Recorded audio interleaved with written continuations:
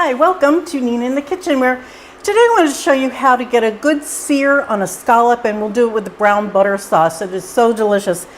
I'm using a cast iron pan today, but any pan that has a heavy bottom to it is perfectly fine.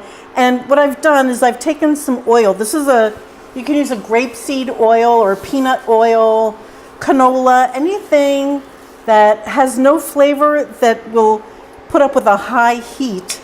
And you just put it on the bottom of the pan. You don't really want it in the pan, because the next thing to go in are these scallops. I've taken some scallops. They were frozen. I thawed them out, and now I'm patting them dry so that they are very dry and going into what is essentially a dry pan. And you'll see scallops have two sides. One always has a little bigger footprint, if you will, than the sides, for example. So you put them big side down. I'm just doing a few. Now, when you put these in the pan, do not touch them. And I think that's one of the hardest things to do when you cook, is to just walk away and not see what's going on, but just leave it and you'll get a good sear. By the way, this is on a high heat. You must go high heat on this. Then, after about 4 minutes, you take a peek, and there we are. If you can put your spatula under the scallop and it moves easily like that, that's how you know that, oh, that's hot. That's how you know that you have a good sear on it.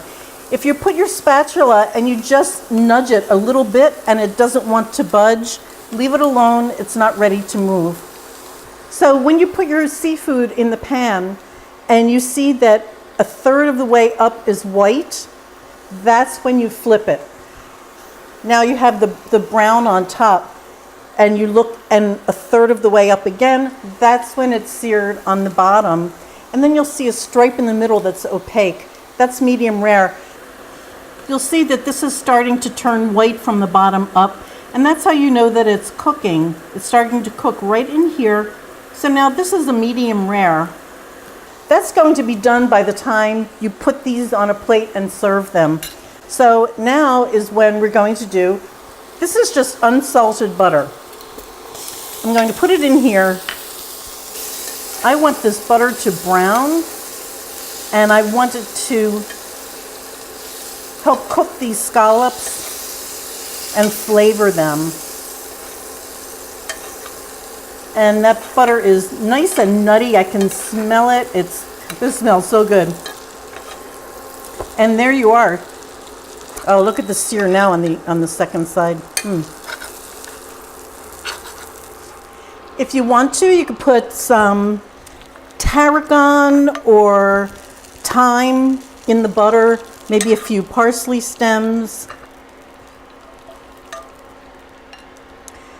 Now there are some brown bits here left behind.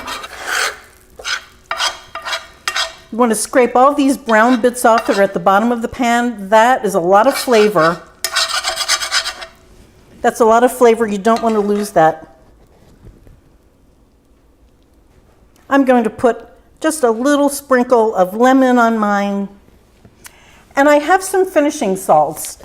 Now, finishing salts are an interesting thing. Every salt is sodium chloride, but nowadays you can buy salts that are hand raked from France, from the Normandy Sea. It's delicious. You have gray salts. I have a black salt here from Hawaii, and I'm going to use that today, but you can use a fleur de sel. And what these salts do, if you don't use salt in your dish, what it does is it gives you a little salty bite, and so it changes the texture. So on something like this, it's really good because you'll have a little crunchy texture on top from the salt, and then you have the creaminess of the scallop. I'd be happy to taste this for you.